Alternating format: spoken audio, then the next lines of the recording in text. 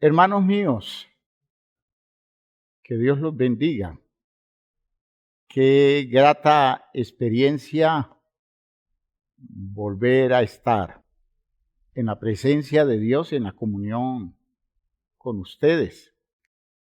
Qué bueno que hoy tengamos en esta jornada dominical esta oportunidad extraordinaria de sentirnos iglesia, de encontrarnos en esta forma muy especial que nos da la tecnología y de decir que haciendo todo nuestro esfuerzo, que haciendo uso de nuestras habilidades que incluyen nuestra imaginación, nosotros podemos sentirnos dentro de una iglesia, haciendo parte de una congregación y maravillosa congregación, una congregación que está en todas las partes del mundo, que pueden entrar en contacto con esta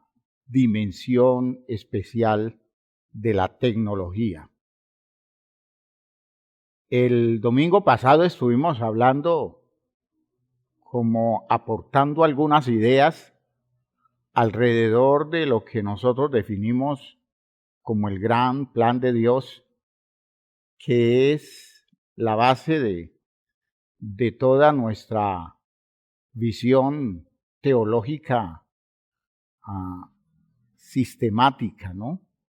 Estamos entendiendo esta manera de actuar de Dios y vamos descubriendo que concuerda con la visión que tenían los hombres de Dios, los que se encargaron de escribir las Escrituras, de aportarnos el mensaje inspirado, y los personajes que no escribieron, pero que se nota en sus posturas y muchas veces en los dichos que podemos confirmar de ellos, que para ellos también fue muy claro esto de el gran plan de Dios, y que ese gran plan de Dios se está definiendo en, en la revelación bíblica, muchos planteamientos doctrinales, planteamientos que a veces se manejaron con un criterio de pronto dirigido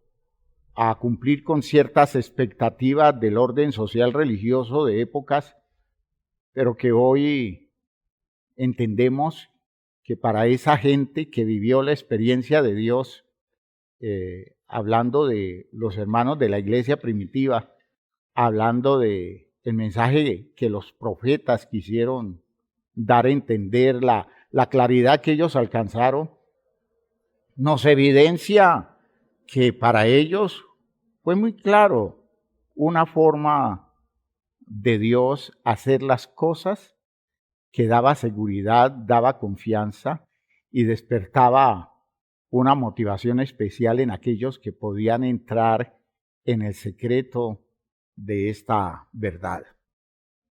Hoy entonces entendemos que Jesús fue uno de los abanderados del gran plan de Dios, que Jesús fue un convencido, que elaboró de tal manera su visión de las cosas a partir de esa experiencia o de esa claridad que de Dios le llegó, que definió todo eso como el Evangelio. El reino de los cielos, el reino de Dios se ha acercado. Es tiempo de que hagan replanteamientos, hagan conversiones, den media vuelta en la vida, arrepiéntanse y crean a esta buena noticia que les estoy dando. Eso dijo Jesús, comenzando su trabajo ministerial, según lo muestra el escritor del Evangelio de Marcos, en capítulo 1, versículo 15.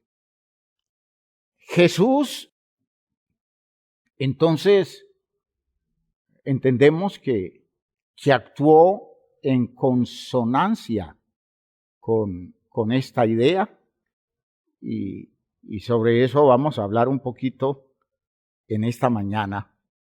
y que esto confirme mucho más la actitud de fe que nosotros tenemos en Jesús y las posturas nuestras hoy en el siglo XXI para entender todas las situaciones de la vida desde allá, desde esa experiencia en la que el gran plan de Dios nos está moviendo la vida. Les pido el favor que se pongan de pie, vamos a hacer una oración y vamos a pedir a Dios que nos guíe en esta reflexión. Padre eterno, te damos gracias por todo lo que nos concedes.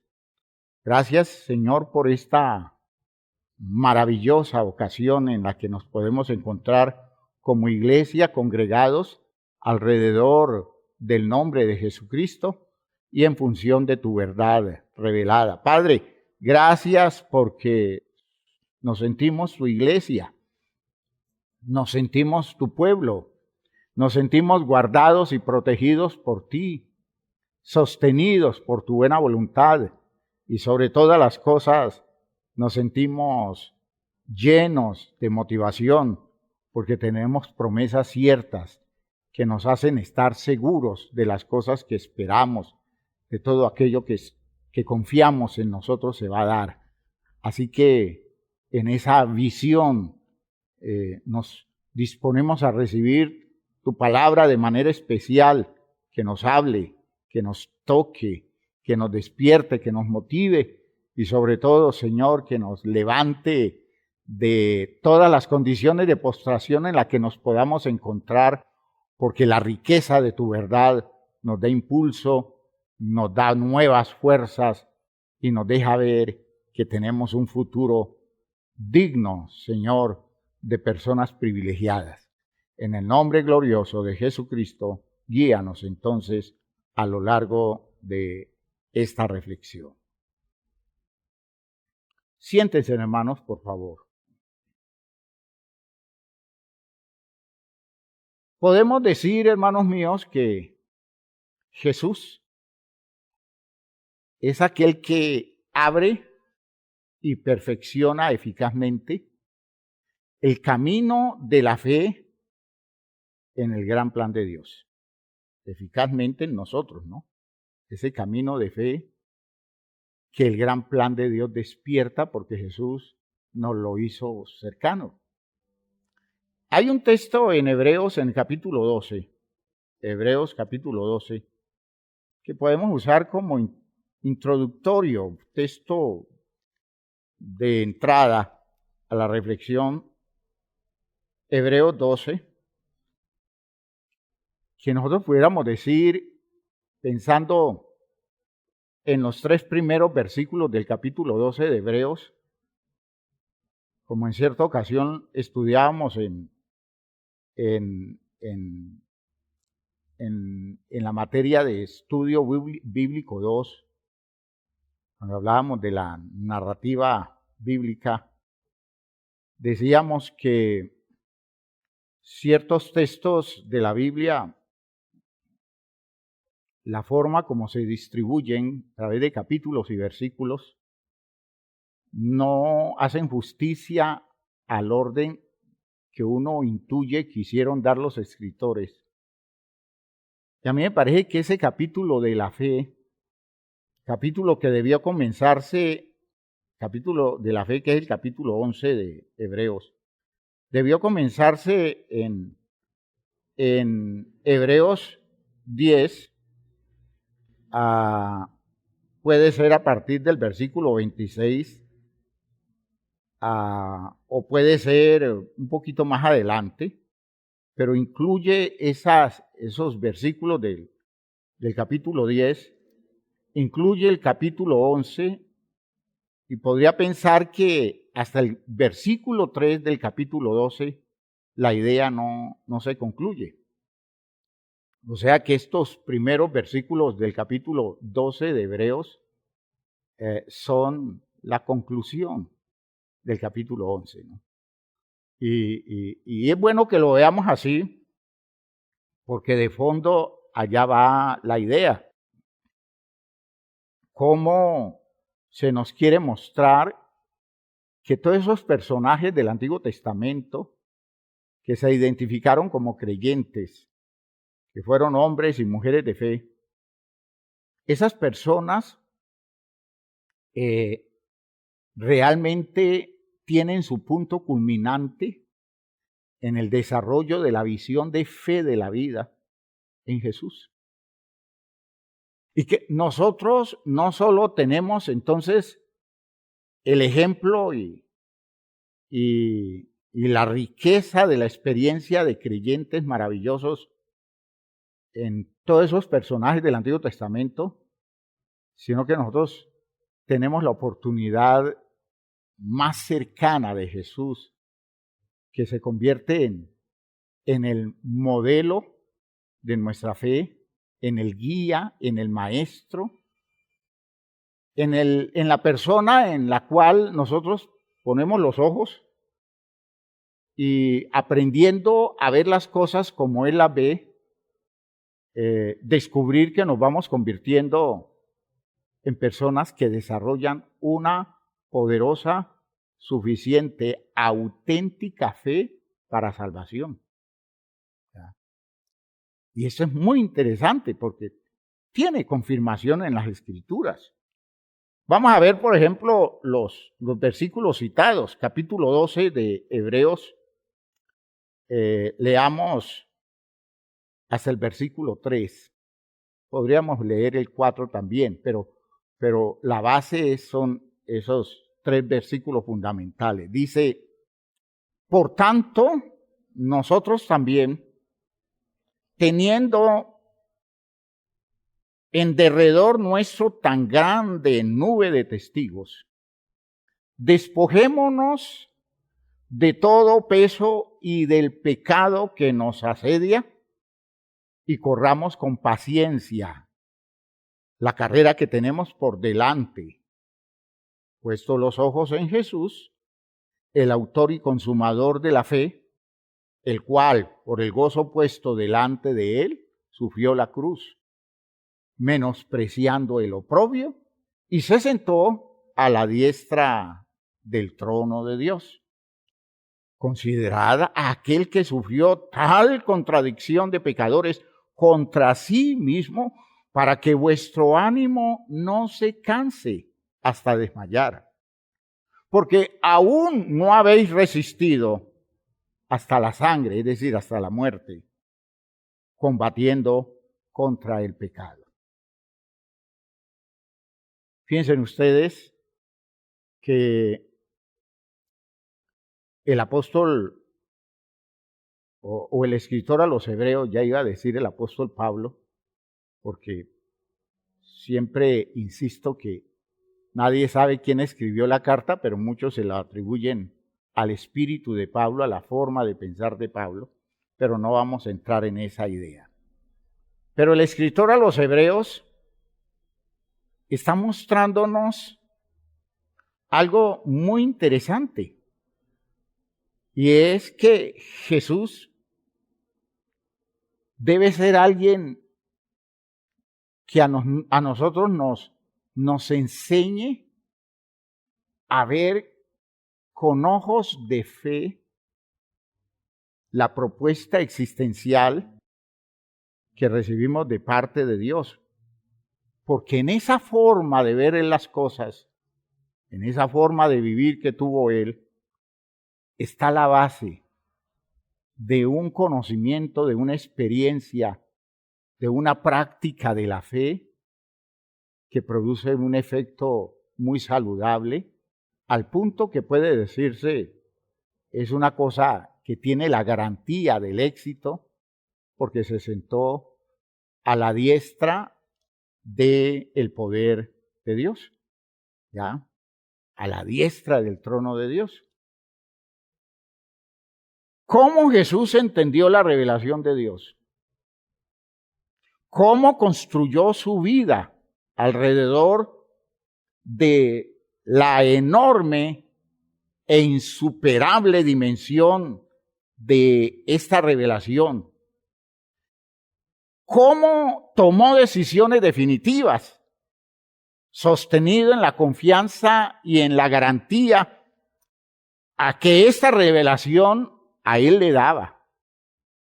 ¿Y cuál fue el resultado de esa filosofía existencial así sustentada? Hermanos míos, todo eso define la estructura de una vida de fe exitosa. Cómo la fe bien desarrollada produce un fruto maravilloso. Un hombre aprendió a leer muy bien lo que Dios decía. Un hombre aprendió a asimilarlo y a mover su vida alrededor de eso que entendió, a tal punto que se la jugó hasta la muerte. Y como resultado resucita de los muertos y se sienta a la diestra del poder de Dios. ¿Cómo una actitud de esas no nos va a despertar en nosotros esa motivación para descubrir esa particular forma de Él, de ver las cosas, de entenderlo todo, y llegar a nosotros a tener el éxito que Él tuvo, y llegar a nosotros, y pudiéramos nosotros alcanzar ese territorio de eficiencia por una práctica de confianza en Dios basada en revelaciones objetivas, aceptadas y asimiladas.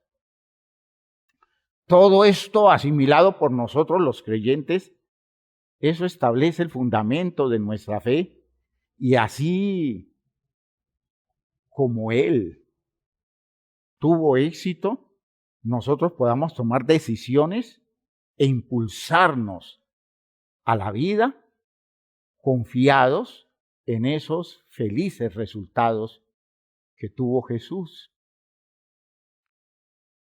Vean ustedes que en eso consiste este presupuesto. Dice el texto, estamos rodeados del testimonio de muchas personas, de todos los creyentes de la historia. Y entonces, con esa enorme nube de testigos, nosotros aceptamos el reto. Correr, dice una versión de la Biblia, constantes en la competición que se nos propone. ¿Ya? Dice en este texto de Reina Valera, dice, corramos con paciencia la carrera que tenemos por delante. Es como entender que la manera de creer de estas personas nos puede llevar a vivir de una forma que el éxito de ellos sea garantizado para nosotros porque asimilamos sus ideas y de hecho tomamos posturas que nos acerquen a su forma de entender lo que Dios dice. ¿Ya? Rodeado de ese testimonio, entonces comenzamos una carrera. En primer lugar, descargando todo estorbo y tirando a un lado el pecado, porque el pecado entorpece, el pecado dificulta la marcha. Entonces, si renunciamos al pecado, como explicaba en la devocional creo que fue la devocional del lunes pasado, el hermano Esteban, hablando acerca de la condición del pecado. El pecado tiene un poder enorme, el pecado es una fuerza terrible que hace mucho daño y el pecado entorpece la fe de la gente. El pecado no le deja ver a la gente las razones de Dios como debería verlas. Y entonces, si nos podemos librar de él, si nos podemos quitar esa sobrecarga de demandas sociales, culturales, eso de querer agradarle al mundo, de estar a tono con el mundo, y si podemos centrarnos en vivir como Dios nos pide que vivamos en función de sus razones y de sus promesas, nosotros podemos correr con consistencia esta competencia existencial que no es competencia con otros, sino en relación con el éxito definitivo de nuestra propia vida. Pero para eso necesitamos tomar la actitud de aquellos que se ven en el modelo de alguien, que se identifica con la manera de ser de alguien en particular, en este caso de Jesús, puestos los ojos. Hay otra versión que dice, fija la mirada en quien obra el camino de la fe y la perfecciona. Él está abriéndonos a nosotros una visión de fe, una manera de entender las cosas de Dios y desde allí construir la vida. Ese Jesús perfecciona de tal manera la vida según la fe que al final vemos el resultado y descubrimos que valió la pena, en el caso de él, haber vivido solo sostenido sobre la base de las razones que Dios le daba, y la razón de fondo que Dios le estaba dando era el gran plan que Dios tenía con la humanidad, ¿ya? Y entonces dice el texto, el cual por el gozo puesto delante de él, las promesas de Dios, las razones de Dios, el gran plan de Dios, el gozo puesto delante de él, sufrió la cruz, dice Reina Valera, menospreciando el oprobio, y se sentó, dice el texto, y se sentó a la diestra del trono de Dios. ¿Ya? En la otra versión dice, fija la mirada en quien abre el camino de la fe y la perfecciona. Jesús, que ante la dicha que se le proponía soportó la cruz sin hacer caso de la ignominia y está sentado a la derecha del trono de Dios. Pues tenéis que meditar en el que soportó tal contradicción contra él de parte de los pecadores, para que no os canséis desanimados en vuestro interior, para que vuestro ánimo no se canse hasta desmayar. Fíjense ustedes que es entender razones, es asimilar esas razones como las razones absolutas, construir la vida alrededor de esas razones y sostenerse viviendo de acuerdo a esos criterios por encima de todo, a pesar de todo y a riesgo de todo. Al final, Jesús murió convencido de esto y el resultado es que finalmente resucitó de los muertos, cosa que nos dice que es muy rentable creerle a Dios, confiar en Él, y cosa que nos confirma a nosotros que lo que Jesús entendió de Dios es válido, es poderoso, es real y que hace la diferencia entre el vivir según Dios espera y el vivir de acuerdo a criterios distintos que ignoran las razones que Dios nos da.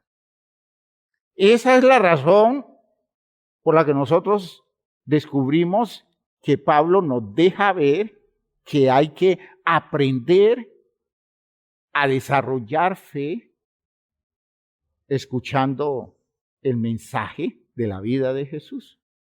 Fíjense que hay un texto que en Reina Valera se traduce de una manera que yo creo que se queda corto, porque lo he comparado con muchas versiones y me he acercado un poquito al texto griego de ese versículo, capítulo 10 de Romanos, versículo 17.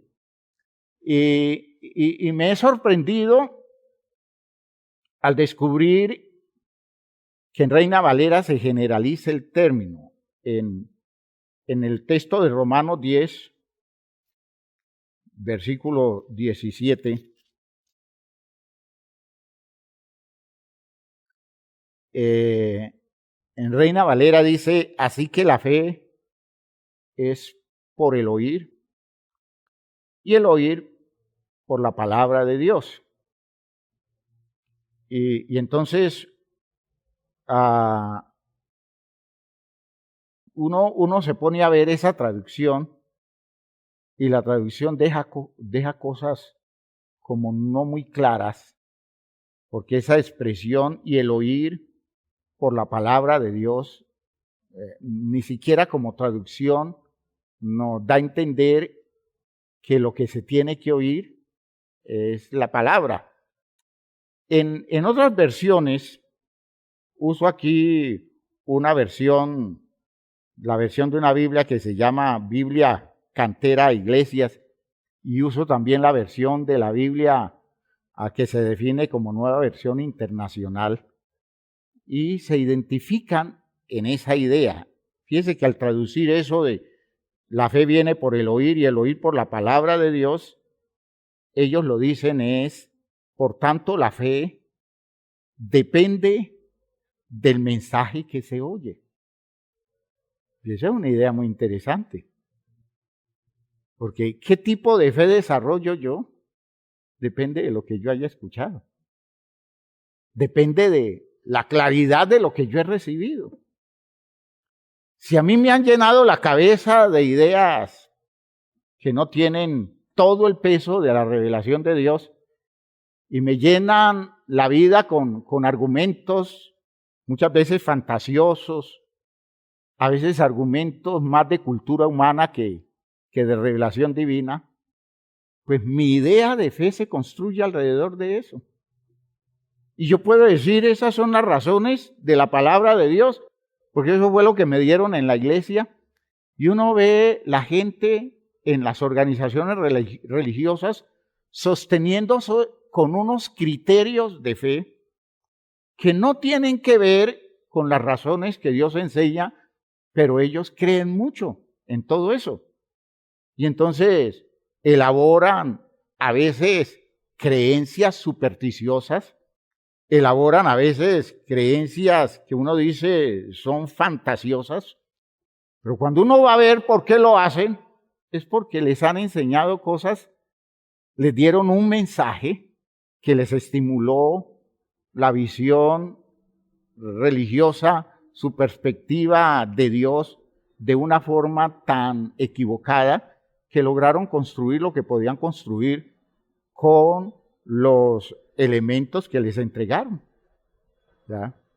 Y ese es el miedo que a uno le da, que la gente esté expuesta a cualquier mensaje, que a la gente le llenen la cabeza de ideas que cuando uno va a ver, Dios nunca ha dicho eso. Ideas que tienen que ver con manejos sociales, con manejos culturales, con las ideas prevalecientes de la época, con manejos de orden político, de orden económico, ¿ya? De orden administrativo. La forma como hoy se administra todo se incluye en la administración de las iglesias, y la enseñanza que se da más está dirigida a un estímulo administrativo de adquisición y de poder material que de conocimiento de las razones de Dios para vivir conforme ellas mandan. Por eso se ve muy centrada esta traducción. Por tanto, la fe depende del mensaje que se oye. Ahora, la traducción aclara, y ese mensaje llega a través de la palabra de Cristo. Oigan bien, la fe depende del mensaje que se oye, y ese mensaje llega a través de la palabra de Cristo. Aquí ya es más específico. No es cualquier mensaje. Es el mensaje que nos llega en la palabra de Cristo. Y cuando dice palabra de Cristo, no es el simple discurso hablado, es el discurso existencial. Ese es el verdadero discurso de Cristo. Es el discurso de su práctica, es el discurso de sus razones. Es todo lo que Él elaboró existencialmente alrededor de las cosas que Él iba entendiendo de Dios.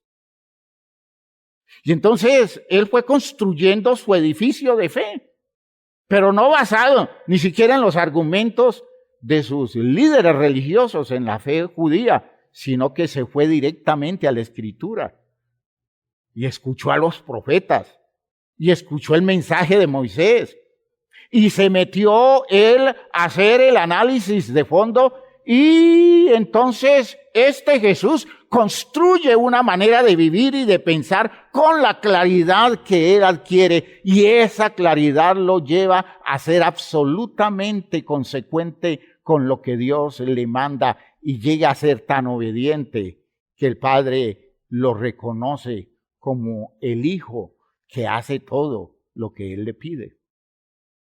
Aleluya. Y lo resucita de los muertos.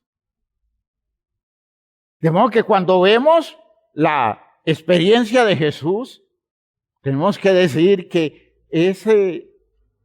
esa manera de creer, esos argumentos elaborados por Jesús y esas razones sobre las cuales él sustenta su vida, son las que pueden alimentar nuestra fe. Por tanto, la fe viene por el mensaje que se escucha, y el que se escucha es la palabra de Cristo, es la vida de Cristo, es la manera de entender las cosas que tiene Cristo Jesús. La otra versión, que es la Nueva Versión Internacional, dice: así que la fe viene como resultado de oír el mensaje, y el mensaje que se oye es la palabra de Cristo. Fíjense que eso es muy claro, ¿ya? Porque cuando se deja todo como la fe viene por el oír, y el oír la palabra de Dios, uno eso lo siente como muy vago.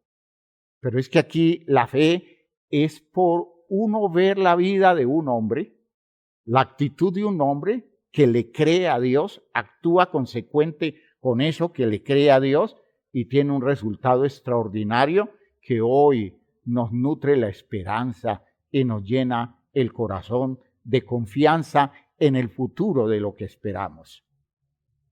Y cuando uno entiende eso, se da cuenta de lo que descubrió Jesús. Gloria a Dios. Jesús hizo grandes descubrimientos, y los grandes descubrimientos de Jesús tienen que ver con el gran plan de Dios. Y ustedes recuerdan que hace 8 días les mencionaba que el gran plan de Dios consiste en un propósito que hizo Dios antes de la fundación del mundo. No había hecho nada y decidió él definir toda su creación alrededor de un plan. Y el plan era que aparecieran unas criaturas al final del tiempo, ¿ya? Y que esas criaturas desarrollaran una disposición de cambio actitudinal, dejando de vivir en función de unos simples intereses físicos terrenales, de unos simples intereses biológicos, y descubrieran que han sido llamados para llegar a ser hijos de Dios y vivir con Dios para siempre en una experiencia de gloria eterna como hijos adoptados por Él por medio de Jesucristo. Entonces, Jesucristo fue el descubridor de esto. Los profetas pudieron adelantar algunas ideas, pero Jesús fue el que entró en el centro mismo del conocimiento de este tipo de convicción. De modo que cuando fue entendiendo esto, él fue descubriendo para qué estaba la vida de él. Él fue descubriendo de dónde venía, qué tantos planes habían dispuestos alrededor de él, entendiendo con esto que a la luz de lo que él nos dejó claro, eso no era solo con él, sino también con nosotros. Y por eso nosotros seguimos sus pisadas.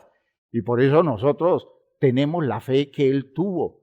Y nos aseguramos de ver las cosas como él las ve, como él las ha visto, porque él nos hizo la revelación de este secreto escondido que se convirtió en el mejor mensaje, en la noticia más extraordinaria que se nos haya dado, se convirtió en nuestro evangelio.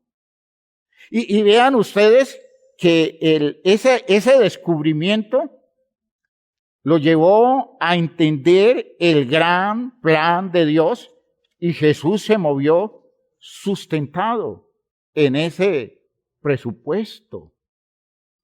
Cuando usted oye hablar a Jesús, está hablando un hombre que tiene claro el gran plan de Dios.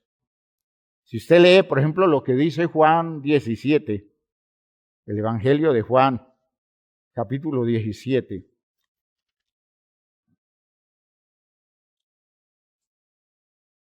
usted descubre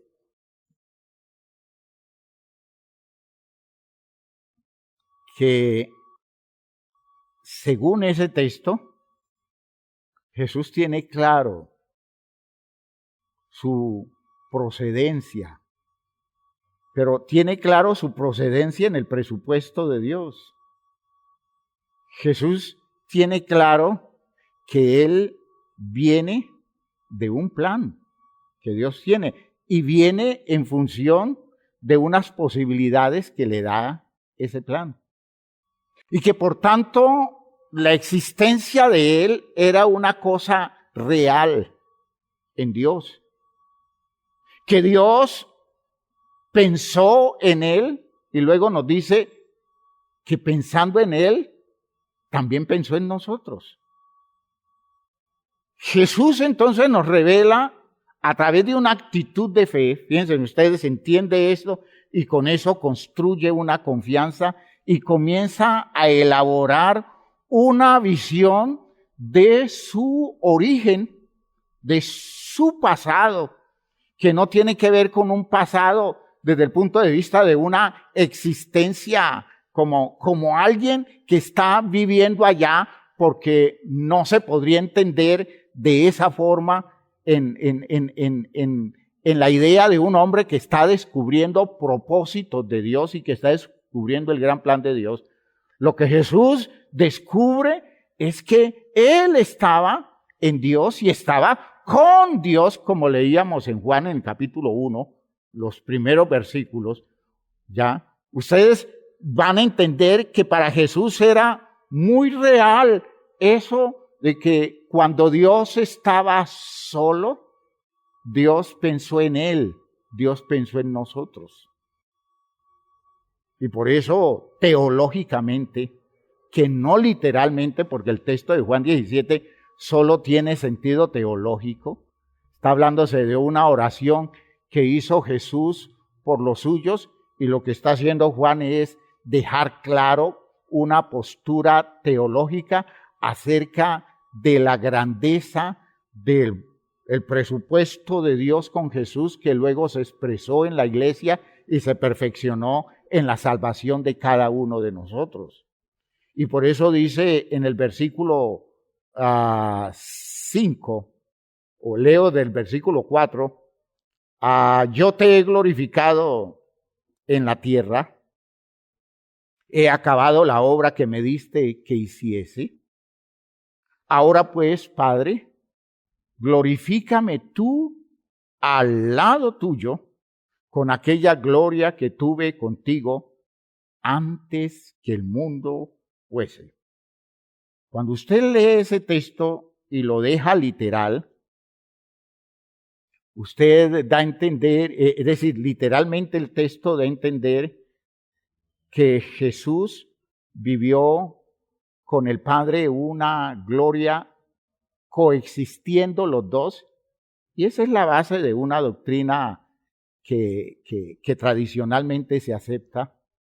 Pero cuando usted lo ve desde la perspectiva del gran plan de Dios, usted lo que descubre es que Jesús hace conciencia de esa realidad del presupuesto de Dios y lo ve tan evidente, tan poderoso, tan incomparable, que desde allí Él define su propio origen, aunque realmente vino a nacer de María cuando en Belén se dio ese acontecimiento físico-biológico del nacimiento de un hombre, de este maravilloso hombre que se convirtió en un hombre de fe, en un hombre de absoluta confianza en el plan de Dios, de modo que lo aceptó todo como un presupuesto hecho para la vida de él y nos enseña a nosotros que nosotros podemos hacerlo así, entender que es un presupuesto de parte de Dios hecho para la vida de cada uno de nosotros.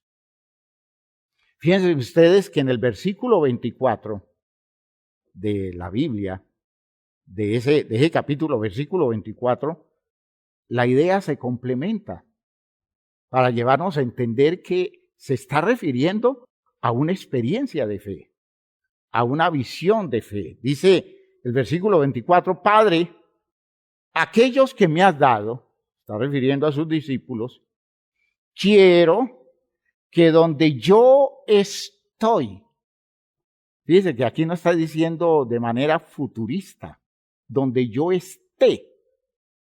Eso sería Jesús orando aquí en la tierra y diciéndole al Padre, Padre, allá donde yo voy a estar, yo quiero que ellos estén. No, fíjese que la forma como lo dice es, Padre, a aquellos que me diste, quiero que donde yo estoy ahora, en este momento, ¿ya?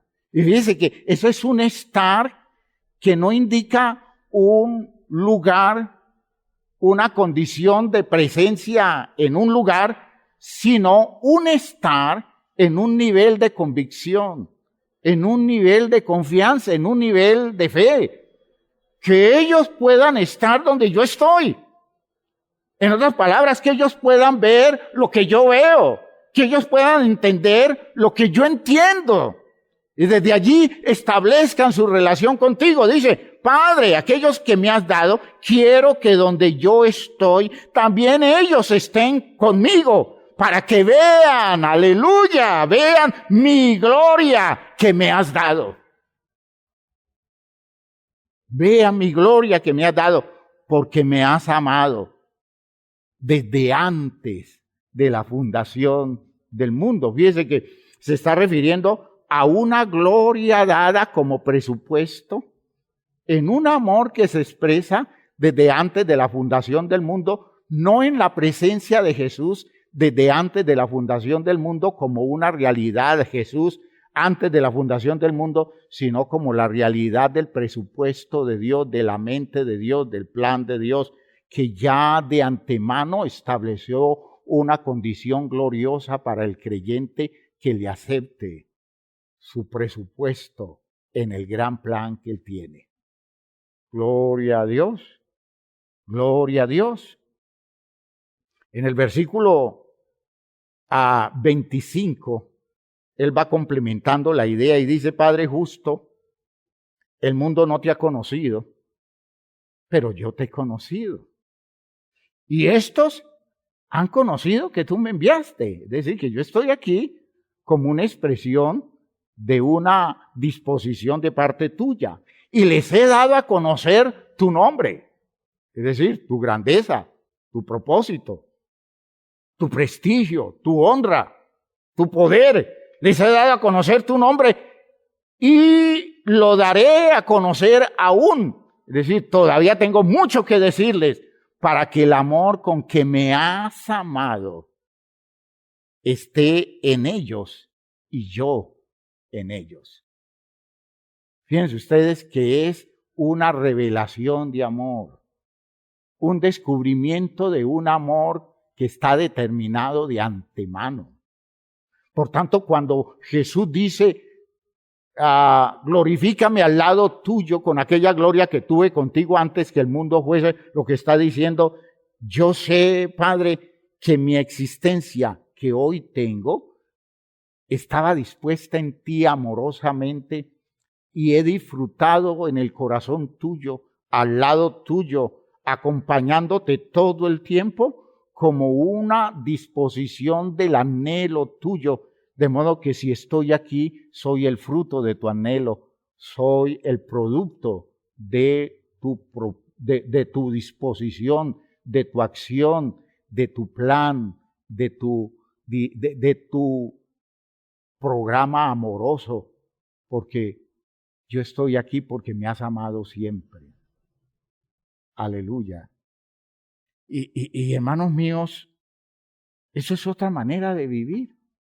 Eso es otra manera de vivir. Yo no entiendo cómo podemos decir que nosotros le creemos a las promesas de Dios y estamos moviéndonos alrededor de las promesas del mundo. Y lo de Dios lo dejamos por allá guardado, bien guardado. A veces lo metemos en un baúl y encerramos con 7 llaves para evitar que se nos escape esa revelación. Pero de eso no hacemos uso, porque estamos viviendo todo el tiempo movido por expectativas que tienen que ver con las promesas que el mundo nos hace, y no hemos entendido la vida de fe como la entendió Jesús. Jesús no se agarró de ninguna promesa de este mundo porque tenía suficientes razones para vivir en todo lo que iba descubriendo del presupuesto de Dios para él y para con todos los seres humanos. Esa es la idea del autor y consumador de la fe, del que da inicio a una manera de creer y que saca fruto de eso, da el resultado final porque lo vemos sentado a la diestra del trono de Dios. Esa idea es la idea de vivir en función de una fe, de la fe de Jesús. De vivir alrededor de unos criterios totalmente distintos que nos lleven a nosotros a ir tomando posturas definidas porque sabemos en quién hemos creído, en quién estamos esperando y qué estamos esperando. Porque nuestra realidad está ya determinada desde el territorio del presupuesto eterno que Dios ha hecho.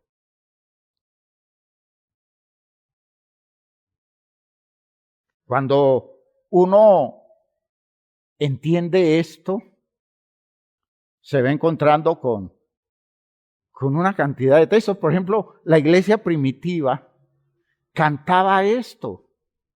Lo cantaba, solo que la interpretación que se hace en la cultura religiosa a partir de presupuestos que se elaboraron después al margen de la fe de Israel, pues lo interpreta distinto, pero cuando usted ve ciertas canciones que eran poesías de la época primitiva, poesías que retomó Pablo, por ejemplo la de Filipenses 2, un poema que retoma Pablo y lo inscribe en el territorio de su propuesta para la iglesia, en ese interés que tiene Pablo de que la iglesia aprenda a motivarse por el bienestar de todos, y dice, hayan ustedes este mismo sentir que hubo también en Cristo Jesús.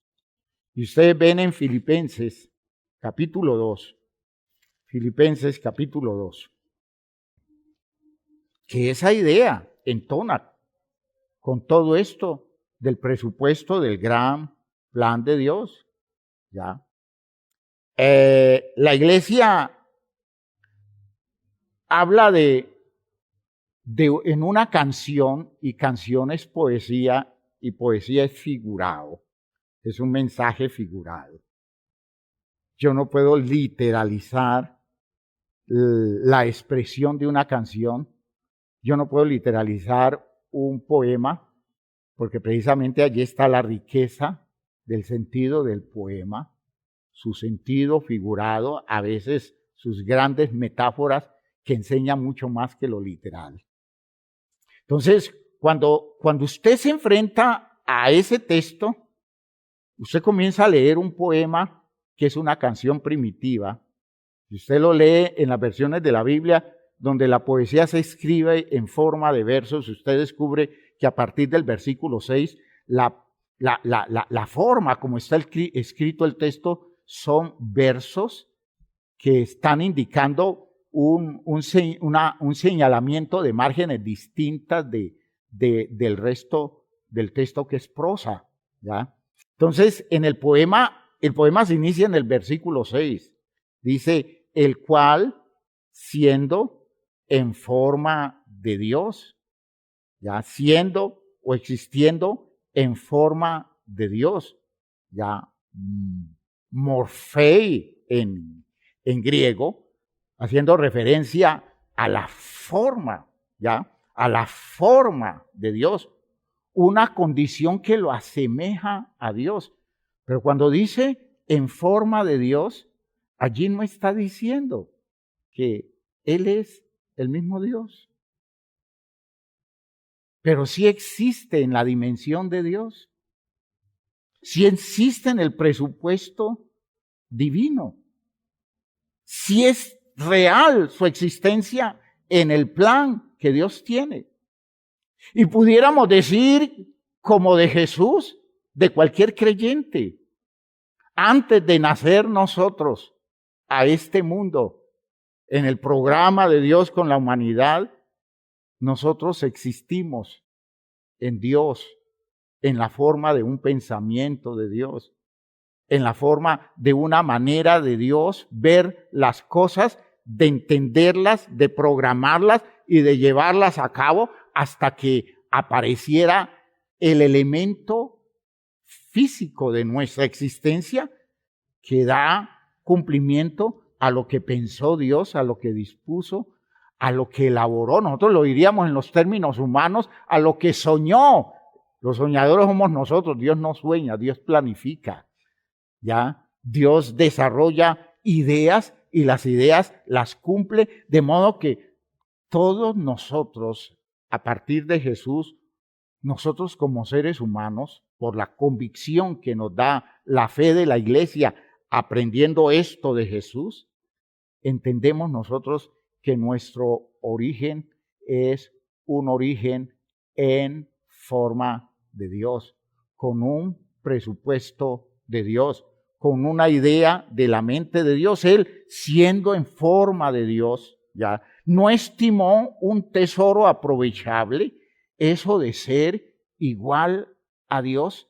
Y de igual a Dios no significa que haya otro ser igual a Dios, porque eso es inimaginable. No está diciendo otro igual al Padre, sino que está diciendo otro igual a Dios, y otro igual a Dios no hay. Lo que está diciendo es que tiene una aproximación que lo coloca a la imagen y en la semejanza de Dios, de modo que el texto en el poema lo que nos hace es acercarnos a la idea extraordinaria del origen humano. Cuando Dios presupuestó al hombre y cuando lo hace en Génesis, en el capítulo 1, Dios lo hace conforme a su imagen, de acuerdo a su semejanza, en forma divina, es decir, con presupuestos que tienen que ver con lo que Dios en él conoce, lo desarrolla para la estructura del hombre en su propósito eterno.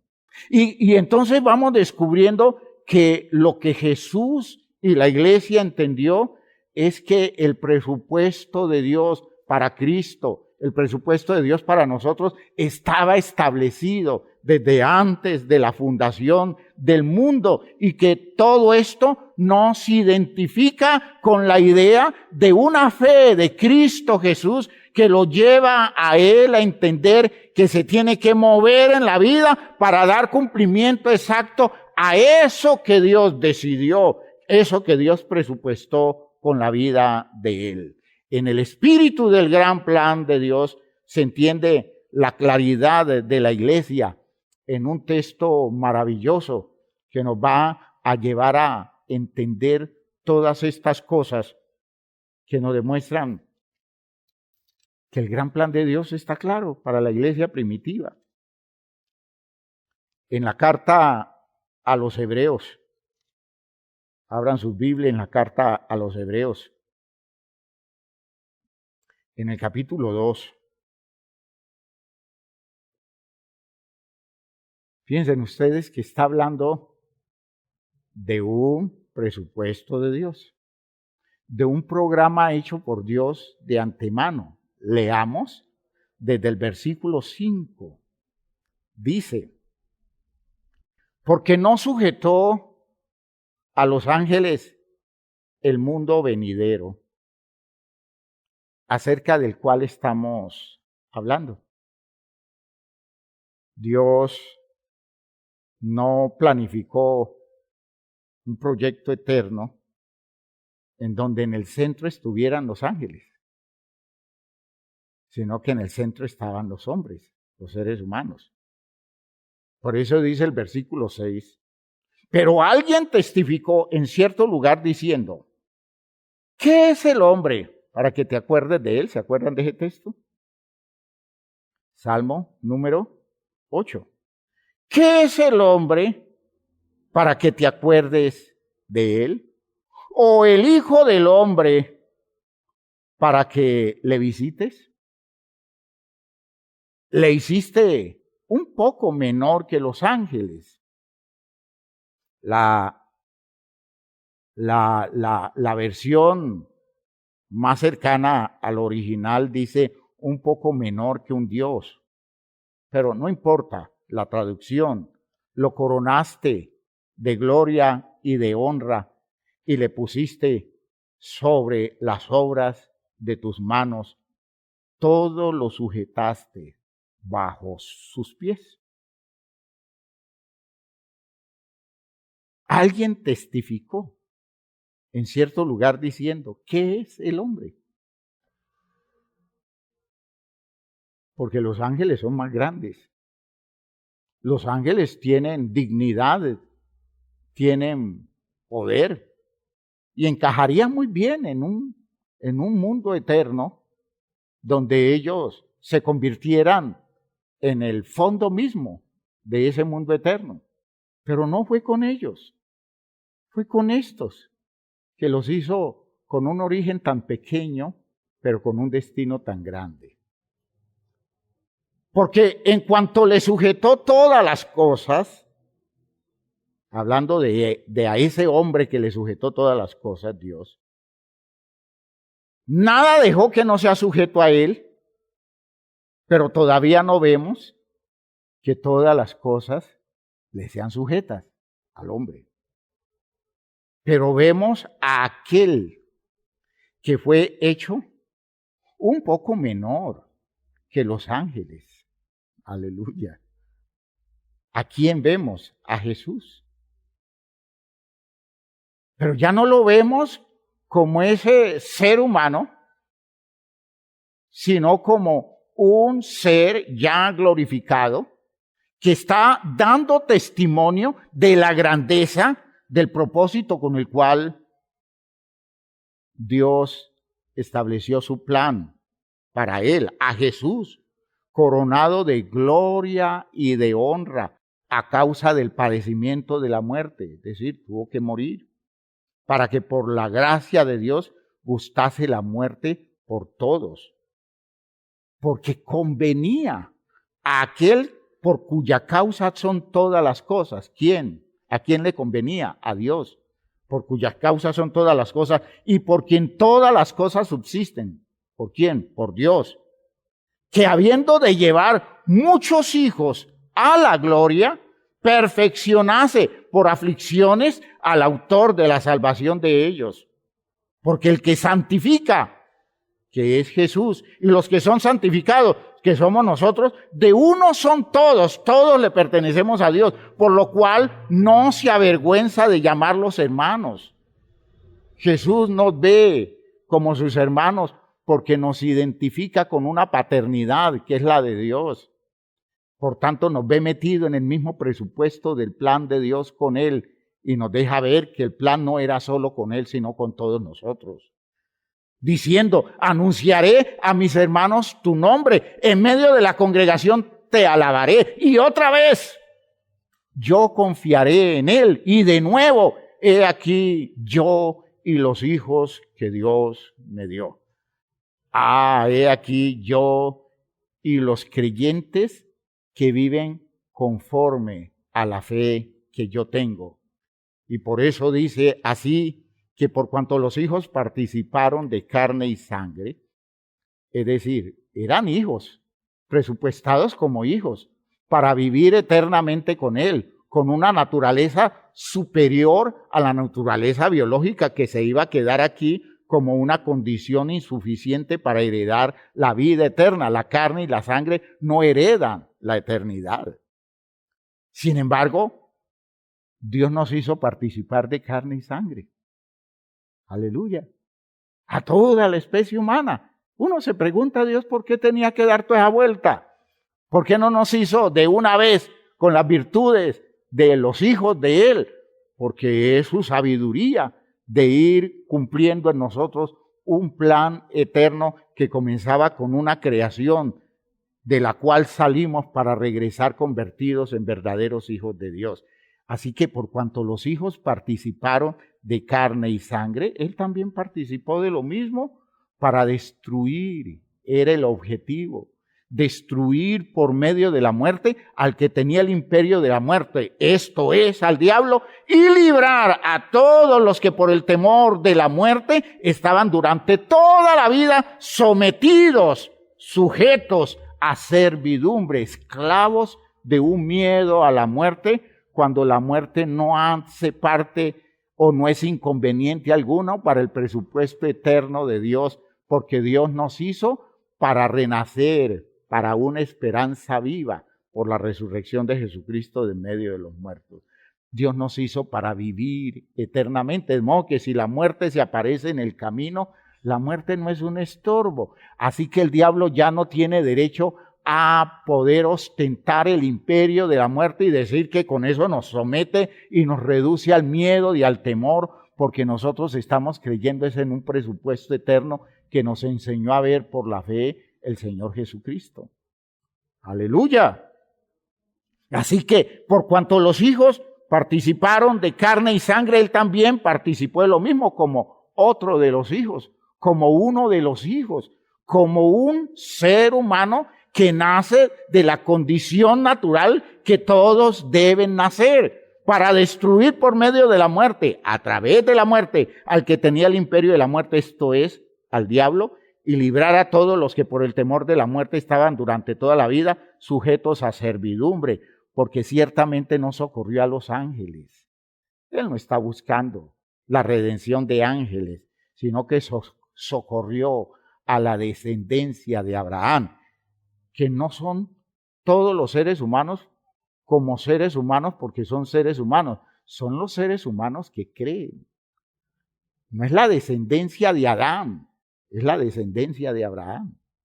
Son dos tipos de personas. La descendencia de Adán son todos los seres humanos que nacen, pero no todos los seres humanos llegan a creer. Recuerden el texto que leíamos de Juan 1, ¿ya? Mas a todos los que le recibieron, a los que creen en su nombre, les dio potestad de ser hechos hijos de Dios. Aleluya. Entonces, no vino a socorrer a los ángeles, no vino a socorrer a una especie biológica simple, sino que vino a socorrer a todos los creyentes. Aleluya. A la descendencia de Abraham, por lo cual debía ser semejante a sus hermanos para venir a ser misericordioso y fiel sumo sacerdote en lo que a Dios se refiere, para expiar el pecado del pueblo. Pues en cuanto él mismo padeció siendo tentado, es poderoso para socorrer a los que son tentados. Jesús es el autor de nuestra fe.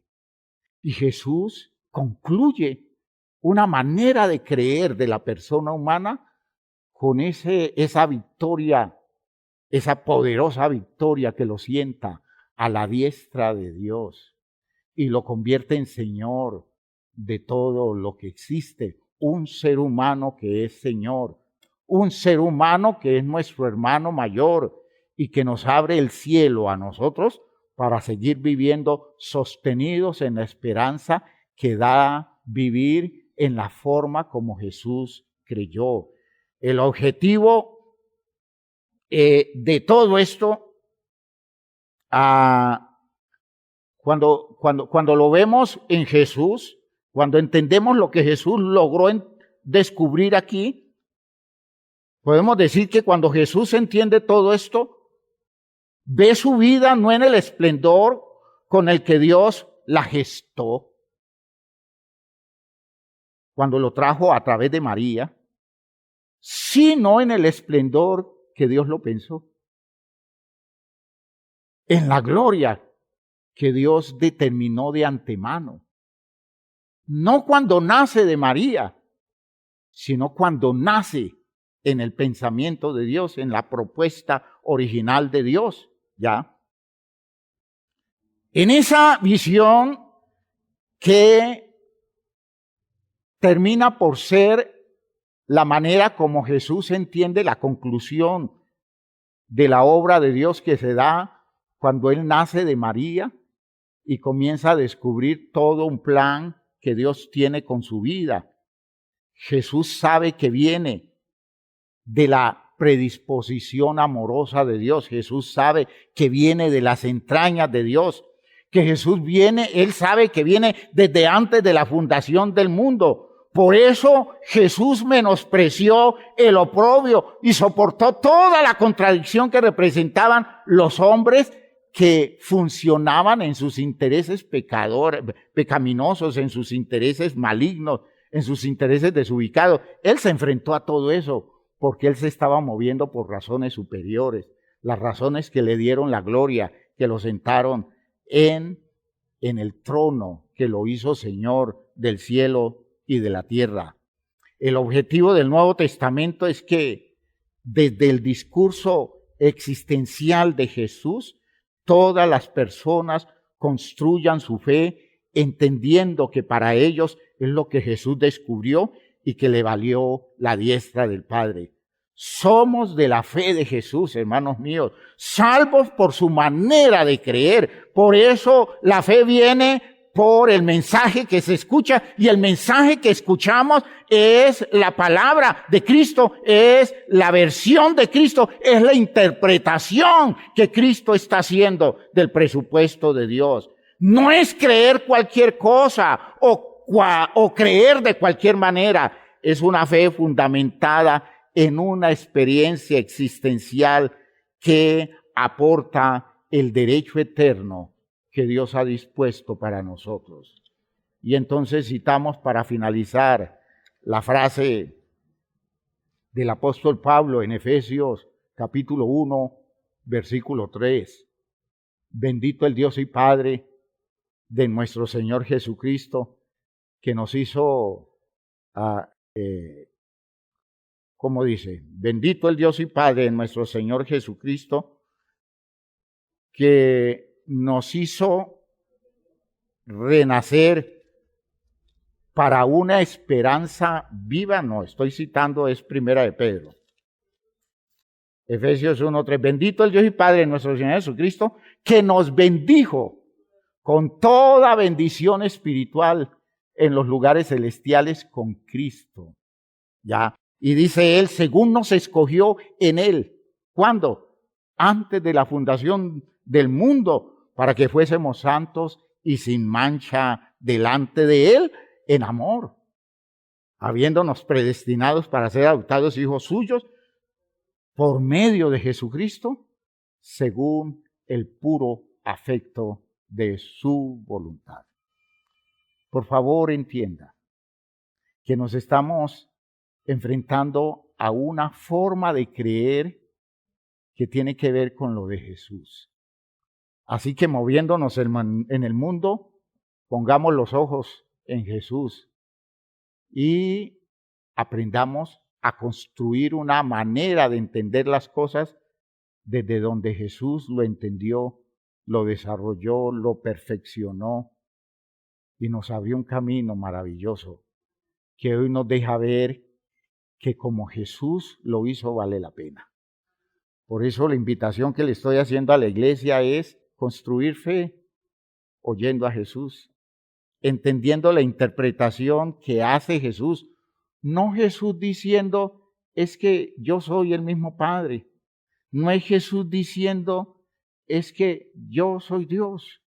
Es Jesús diciendo, yo soy alguien que está en el presupuesto de Dios.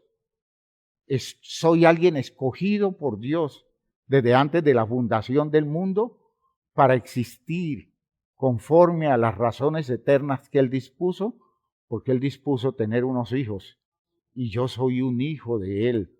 Y espero que haya más hombres que me acompañen en esto, que se den cuenta que yo di la vida por esto que he creído y hoy estoy sentado a la diestra de Dios. Que hayan hombres que estén dispuestos a todo y que no renuncien a esta forma de creer, porque esta es la manera como se entiende la vida en un presupuesto eterno de Dios. Pónganse de pie ustedes. Yo sé que estamos tratando de visualizar esto mejor. Estoy hablando de cosas que de pronto la manera como lo estoy diciendo los está llevando a ustedes a entender que nuestra visión en la Iglesia Apostólica, entender planes de Dios es una cosa definitiva, entender los presupuestos eternos de Dios, esto es definitivo. Nosotros debemos comenzar a enfocar nuestra práctica existencial sostenido en estas razones que le movieron la vida a Jesús que movieron la vida de Pablo, de todos los apóstoles, que movieron la vida de los profetas en el Antiguo Testamento hasta donde ellos pudieron entenderlo. Nosotros tenemos el privilegio de entender lo que ellos no entendieron y tenemos más razones para mantenernos fieles, firmes, seguros, definidos, concretos en nuestra experiencia de fe, de modo que venga lo que venga, nosotros estamos confiados en un plan eterno de Dios que se está cumpliendo en cada uno. Vamos a dirigir una oración para que Dios nos guarde, para que Dios nos ilumine, para que Dios nos dé la manera de entender esto con más detalle, con más profundidad, y cada día tengamos oportunidad de ver un elemento más que nos afirme más profundamente y que nos acerque cada día más a la fe de Cristo Jesús. Padre eterno, te damos gracias por todo esto que has dispuesto, por todo esto que nos has dado, por esta claridad que disfrutamos en este tiempo, por esta verdad con la cual nos estás construyendo y nos estás fundamentando. Estás cambiando nuestros enfoques y estás llevándonos a entender cosas que cada vez tienen más sentido, Señor. Estás recreando nuestras creencias y estás sacándonos de creencias populares, simples, de elaboraciones carentes de fondo espiritual, carentes, Señor, de sustento y marco en la revelación, en la expresión de tu palabra. Y nos estás dando razones nuevas, reveladas en las Escrituras, que le den a la vida nuestra un soporte distinto a la manera común de entender las cosas que tiene la gente. Ayúdanos entonces a construirnos más sólidos, a construirnos más firmes, a superar los miedos, a superar las angustias comunes de la gente, a elaborar, Señor, una manera de esperar lo que viene con gozo, con alborozo, con entusiasmo, Señor, seguros de que lo que viene es mucho mejor y mucho más grande. Cambiar nuestra manera simplista de encerrarnos en expectativas comunes de la gente, en encerrarnos en esos espacios de deseos, a esos deseos que tienen que ver con la vida natural de las personas. Oh, Dios mío, ayúdanos a ver esto de una manera superior. Ayúdanos a colocarnos a la altura de esta visión que tiene que ver con lo que Jesús entendió. Me maravilla conocer a este hijo tuyo, a este hombre maravilloso que pudo tener la genialidad de entender el presupuesto tuyo y desde allí constituir el fundamento de su existencia. En eso soportó su paz, en eso soportó sus posibilidades, en eso se sostuvo en la ganancia de lo que creía y en eso esperó hasta última hora. Ayúdanos a no defeccionar, ayúdanos a no quedarnos cortos, ayúdanos a dar la medida que Él dio, porque Señor, vale la pena todo esto. Eso es lo que vale la pena, eso es lo que tiene sentido. Ayúdanos a mantenernos en el lugar preciso donde Él se sostuvo. Gracias, Padre, por Jesucristo el Señor. Amén, amén, amén. Gracias a Dios por esto que hemos recibido. Dios les bendiga a todos.